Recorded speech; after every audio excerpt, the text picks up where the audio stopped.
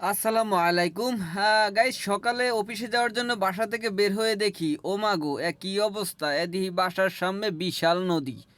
তো একটু সময়ের জন্য আমি চিন্তায় পড়ে গিয়েছিলাম যে আসলে কি আমি বাসা থেকে বের হয়েছি নাকি আমি পদ্মা সেতুর পাড়ে ঘুরতে এসেছি।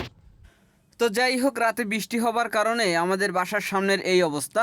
আর আমার বাসা হচ্ছে মিরপুর 1 নম্বরে। আর মিরপুর 1 নম্বরের মতো একটি গুরুত্বপূর্ণ শহরে যদি আধা ঘন্টা 40 মিনিট বৃষ্টি হয় তাহলে কি অবস্থা হয় সেটা তো আপনারা দেখতেই পাচ্ছেন।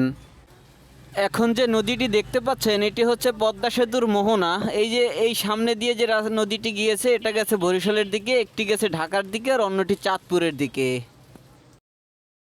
নদীতে পানির খুব চাপ, সেই জন্য আপাতত লঞ্চ চলাচল বন্ধ আছে। এই তো দেখতেই পাচ্ছেন নদীতে কি পরিমাণ স্রোত, আর এই স্রোতের ভিতরে কোথাও কোথাও আমরা জৈব সার দেখতে পাচ্ছিলাম, হাগু মুতু এবং জুতা ভেসে যাচ্ছে। নদীতে যেহেতু এখন পানির খুব চাপ সেই জন্য নদীতে প্রচুর স্রোত, আর এই স্রোতের কারণে লঞ্চ চলাচল বন্ধ আছে। সেই জন্য বর্তমানে এই নদী দিয়ে রিক্সা, ভ্যান, অটো এবং মাইক্রোবাস চলাচল করে। এটা হচ্ছে মিরপুর সনি হলের সামনের এই অবস্থা। তবে এত কিছুর মাঝেও একটি জিনিস দেখে খুবই ভালো লাগলো। আমরা পুলিশ মানেই হয়তো বুঝি যে পুলিশ ভালো না, ঘুষখোর এবং মানুষের সাথে খারাপ ব্যবহার করে। আসলে যে সব পুলিশ এক না, সেটা এই একটি উদাহরণ।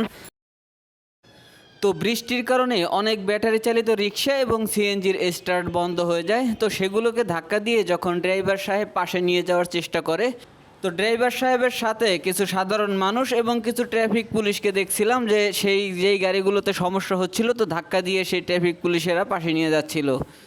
তো এমন আরও কিছু গাড়ি দেখি যেগুলোতে সমস্যা ছিল অথবা বৃষ্টির কারণে স্টার্ট হচ্ছিল না। তো ড্রাইভার সাহেব যখন একা একা সেটাকে ঠেলে পাশে নিচ্ছিল তো তাকে গিয়ে হেল্প করছিল কিছু পুলিশের লোকজন। তো দেখে খুব ভালোই লাগলো। যাই হোক, আজকের ভিডিওটা এতটুকুই।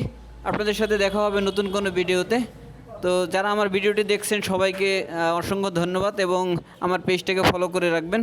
তো আল্লাহ হাফেজ, ভালো থাকবেন সবাই।